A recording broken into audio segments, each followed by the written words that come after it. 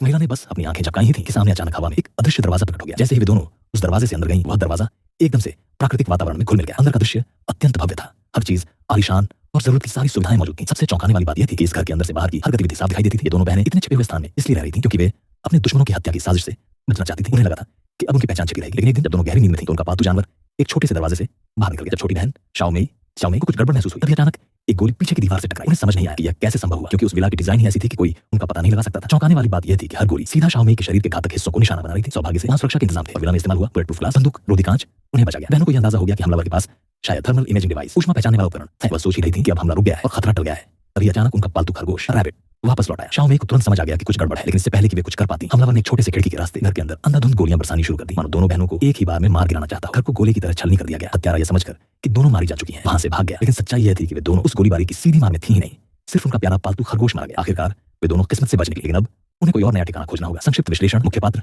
दो बहनें, एक का नाम शाओमेई है और उनका पालतू खरगोश। स्थान एक अदृश्य, तकनीकी रूप से उन्नत और पूरी तरह सुरक्षित विला। थीम छिपने पीछा करने वालों से बचने की कोशिश, तकनीकी हथियारों से मुकाबला और अंततः एक सुरक्षित जीवन की खोज। भावना तनाव, डर, रहस्य और अंत में त्रासदी, पालतू की मौत।